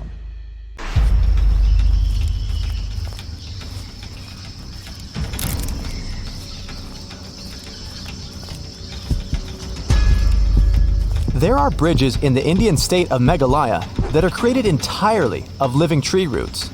The bridges are made up of tangled thick roots that makes them strong enough to hold over 50 people at a time. The Khasi and Jantia tribes became masters in the art of growing these insane bridges. They need them to cross the streams below with ease. Some of these bridges are over 180 years old. To make them, the members of the tribe care for the roots until they grow long enough to reach the opposite bank. It can take as long as 10 to 15 years to grow a bridge. In the process, the roots become tightly entwined with one another. This is how the bridges get so strong. Some of them are over 100 feet long. And once a bridge is fully grown, it can last over 500 years. While some roots decay, new ones are continually growing. That's why the unusual natural constructions last so long. Visitors to America's Death Valley National Park were stumped and a little bit scared when they found these highly unusual rocks. They appeared to be moving across the sand, all by themselves. There are many rocks that leave telltale signs in their wake. Scientists are baffled. Some of these rocks weigh over 650 pounds. And some of them have already traveled as much as almost 1,000 feet. There are many theories explaining this phenomenon, but the most probable one claims that the stones move because of something called an ice shove. In the winter, parts of the valley fill with water and the rocks at the bottom become frozen. And since ice can rise to the top of liquids, just like in your favorite soda, the rocks slightly lift from the floor, and then they scrape the muddy bottom of the lake bed. When the summer comes, the water evaporates and the ice melts. All that's left is the rocks and their mysterious trails. Volcanoes can not only shoot out burning hot lava, they can also fire lightning. When volcanoes erupt quickly, ash, dust, rock, lava, and gases are all released at breakneck speeds. This creates so much friction that it causes static electricity to build up and then shoot out in the form of lightning. Fire tornadoes are also a thing. They form when powerful winds hit an already existing fire and drag it upward into a terrifying column. The US watches at least one of these insane spectacles once a year or so. Some of them can reach heights of over 1,000 feet. One of the coolest and rarest natural phenomenon ever is a moonbow. And yes, it's exactly what you think, a rainbow around the moon. But for this lunar rainbow to appear, the conditions must be super precise. The moon must be low in the sky must be dark. Water droplets must be in the air in the opposite direction of the moon. It'll also help if the moon will be shining bright as a diamond. Moonbows occur when moonlight gets reflected off of water droplets in the air. The light hits the droplet at an angle that alters its direction. There are beaches with glowing water that look as if they come straight out of your favorite sci-fi show. These incredible places can be found all over the world, from the Maldives to Puerto Rico. The mysterious glow is caused by tiny marine algae that live under the water's surface. They give off a bright light whenever waves and currents move them. And beaches start glowing blue, green, or red every time the tiny algae get agitated. Take a flight over the emerald woodlands of Western Australia, and you'll be surprised to find a series of bubblegum pink lakes. If you manage to venture down to the lakes, you're in for a treat. Their waters are completely safe to swim in. Not only will it make for the perfect Instapic, but this water also has incredibly high salinity. This basically means you'll be able to float on its surface. The lakes are surrounded by the deep blue Southern Ocean. Some lakes have their trademark color because they're filled with algae that have high levels of a red-orange pigment. Others are likely to contain tiny microorganisms called haloarchaea. They look red or pink when there's a bunch of them together, and there are people who believe that the lakes have this hue because they're full of bright pink prawns. Light pillars are colorful beams of light that either jet up from Earth towards the sky or shine down from the clouds. Usually, they only occur in cold temperatures as they form when the sunlight gets reflected off of ice crystals floating in the air. The higher the crystals are in the air, the taller these bright and colorful pillars become. They're most common at sunrise and sunset. There are hidden caves all over the world that are filled with glowing light. This light comes from hundreds of glowworms that have made a cozy home in the caves. Some of the caves are more than 30 million years old, and most of them can be found in New Zealand and Australia. The worms themselves don't actually glow, but baby worms called larvae form silk strings made out of mucus. These strings form nets. It's these nets that can illuminate the entire cave. Their purpose is to attract flies and other tasty insects for the glowworms to munch on. Rainbow trees are 100% a real thing. Hailing from the Philippines and Indonesia, these colorful wonders are called rainbow eucalyptus or rainbow gum. The rainbow hues are created by the contrast in colors of old and new bark. As the thin surface layers of bark peel away, they reveal newer ones with brighter, more eye-catching colors. The brand new bark is green, then it changes to purple, then red, and finally brown. This is because the trees contain a substance called chlorophyll. It makes the bark green. As each strip of bark ages, it loses chlorophyll and slowly changes its color. In a desert, you can find beautiful and unique roses made entirely of crystals. They form when sand particles get trapped and compacted during the rain. The quick switch between wet and dry conditions forms the crystals. The crystals, in turn, form a circular series of flat plates. This makes them look like intricate rose petals. and the whole process of their production is 100% natural. Next time you're taking a dip in the ocean, watch out for water spouts. These are basically water tornadoes. In the US, this crazy weather phenomenon is most common in the Florida Keys and the Gulf of Mexico. They often form during storms but can develop on completely calm waters too. Water spouts appear when two wind gusts blowing from different directions hit each other. The collisions make the air move upward, and it drags the water along with it too. Take a look at this. Looks like a forest, right? After all, there are many individual trees here. Well, it's actually just one giant tree. This is the Pando Aspen Grove in Utah. Underneath all that soil, there's a hidden network of roots connecting all these trees together, all 47,000 of them. Technically, this makes the aspens just one massive tree. No one knows how old the Pando Grove is. Some people say it's at least 80,000 years old. Others argue that it's closer to the age of 1 million years. Hidden in upstate New York, there's a mysterious fire that never goes out. What's even weirder is that the fire is concealed behind a waterfall. The flame is around 8 inches tall and it stays lit thanks to a natural gas seep behind the waterfall. The rocks around the waterfall shelter the flame, meaning it barely ever goes out. Think of animals that climb trees. We've got monkeys, cute little sloths, koalas, and most importantly, goats. Wait, what? Goats in Morocco have taught themselves to climb trees so that they can reach their favorite snack, tasty argan fruit. And farmers love this too. Once eaten by the goats, argan nuts pass through their digestive tract and farmers collect them. These nuts are really useful. When they're roasted, ground, mashed, or cold pressed, they turn into argan oil. It works wonders for hair and can be extremely expensive. No surprise farmers are so happy. This spiky tree knows how to shoot, so you better stay away from it. It's called a sandbox tree, and you can find it in Amazonia. Initially, its seeds are formed in the shape of a small pumpkin. As time goes by, they harden and mature. But here comes the fun part. Just as they reach peak maturity, the seeds pop and shoot out at a speed of 150 miles per hour. They can even reach distances of 60 feet. That's what makes it so risky to be in their way during the blast process. Not to mention the seeds are poisonous too. Sure, some trees don't grow completely upright, but a tree that's altogether bent, with its branches even touching the ground, is a sight not to be missed. Such a tree, called the El Árbol de la Sabina, grows in Spain. Its shape depends on the wind, as the tree bends in its direction. As a result, not only does it often have a weird shape, but it can also change it completely during different times of the year. This flexible tree can reach more than 26 feet in height and tends to grow in the most improbable of locations, like on rocks. Now, how about a tree that's as old as dinosaurs?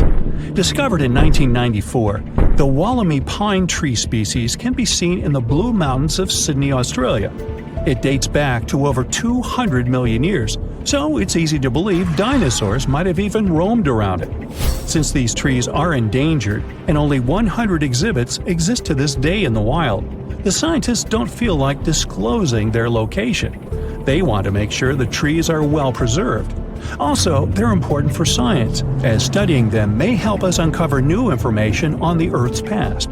The bark of the tree can teach us many different things, like different temperature periods or exposure to various chemicals.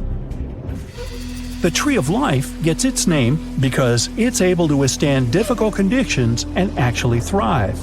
Located in the desert outskirts of Bahrain, the Prosopis cineraria has a very deep root system, which allows it to survive in the scorching heat. The scientists still can't find out how it manages to get sufficient water. It's so special that it gathers over 50,000 tourists each year. La India Dormida in Panama is a mountainous area that's shaped like the body of a sleeping girl. It's part of a bigger, mysterious region called La Val de Anton, one of the largest inhabited dormant volcanoes in the world. And it has some pretty weird trees too, square ones. Even the rings of these trees, meaning the interior of their trunks, are the same shape, with sharp edges, sometimes even at a perfect 90-degree angle. Researchers have tried to piece together why these trees grow in this particular shape. They even tried taking samples of some of the trees and planting them elsewhere to see if they retain that shape. It wasn't the case, so it's clear that the odd shape of the trees has something to do with the valley itself. Some people believe that a local farmer might have originally planted the trees in boxes, forcing the trees to grow like that to reduce lumber waste, since round trees often end up being cut in sharp-angled pieces. One of the oldest and biggest trees in the world is found in the Sequoia National Park of the United States. It's called General Sherman and stretches at 275 feet. It's almost as big as the Statue of Liberty. Its circumference is equally as impressive, as near the ground it is around 102 feet around. As for its age, we can only guess it to be between 2,300 and 2,700 years. That's an old tree! There are a lot of beautiful species of trees out there, but none as striking as the rainbow eucalyptus found in the Philippines. It almost looks hand-painted because of its multicolored layers of bark. This tree also shades its layers irregularly, which means it shows a lot of colors at once, from green to blue, then purple to orange, and then finally reaching brown. It's not used for decorating purposes, but rather for paper manufacturing. Located in Namibia is a tree that's also weird in shape and pretty dangerous, the bottle tree. Okay, in terms of shape, it's pretty self-explanatory, with a round trunk that narrows down toward the top. But the milky sap harvested from the tree is extremely poisonous. Legend has it that local hunters used to dip their arrows in it for added efficiency. It does look really beautiful during bloom season, with flowers that grow in pink and white with a red center. Now, to see a crooked tree every now and then isn't so special. But to see a whole forest of them, you'd have to travel to the Polish town of Gryfino. Near it, there is a forest made out of 400 oddly shaped trees. They've been curved with mechanical intervention. They didn't just grow like that, but their purpose remains a mystery to this day. Some have said it's because the wood from the trees was intended for furniture, or even for the construction of boats. But either way, the forest was eventually abandoned. A silk cotton tree has taken over the ancient Ta Prohm temples of Cambodia, creating a spectacular view. The massive branches of the silk cotton trees were free to grow over the structures for ages, going back as far as the 12th century. The temples have been restored and are accessible to tourists. The dragon's blood tree grows in the Canary Islands of northwest Africa. Locals used to say that once a dragon passes away, it transforms into a tree. Standing at an impressive 50 feet in length, the tree is named like that due to its red sap, which can be harvested from the bark. The red substance to this day is used for dyes and in medicine. One of the biggest, oldest, and most impressive trees in the world is the Sunland Baobab tree. It's 72 feet high and has a circumference of 155 feet. It's located in South Africa. What makes it even more spectacular is the fact that it is naturally hollow inside. So, a small lounge was set up inside the tree back in 1933. It initially could support up to 20 individuals, but it can now host up to 60 people. Not to mention, the tree dates back over 6,000 years. The silver birch tree spread across Scandinavia and northeast Europe and found a way to reflect light. Its bark became lighter in color, and during the colder season, when its branches also freeze over, the site is something of a natural winter wonderland. It also developed a partnership with a fungus that connects to its roots and fans out under the forest, gathering up nutrients that trees can't reach. For these services, the tree gives the fungus sugars in return. The birch's companion is dangerous and shouldn't be consumed by people. It's easy to recognize with the classical scarlet-topped red-sprinkled mushroom head. A natural festival not to be missed is Japan's cherry blossom season. The pinkish-white blossom is deeply rooted in Japanese culture, going hand-in-hand with a local saying called Mono no Arare. Was I even close on that? Which relatively translates to the fact that everything is temporary, regardless of how perfect or beautiful it is. Should you ever visit Japan, you'll quickly see that the cherry blossom symbol is everywhere, from company logos to even clothing or household items. Yosemite National Park in California once had an amazing tree structure that was turned into a tunnel. It was a coast redwood tree, stretching 227 feet tall. It was nicknamed Wawona, the Native American word for the hoot of an owl. The tree fell in 1969 because of a heavy snow, but it survived as an ecosystem for animals, plants, and insects. It's now called the fallen tunnel tree. One tree species known as Firefox, well, you read it, is the rarest plant on Earth. The Guinness World Record book recorded one single tree of its kind off the coast of New Zealand. It wasn't always that lonely, but humans brought goats to the island, which nipped at every other member of its family. Ow! Luckily, scientists are looking at ways to plant new specimens.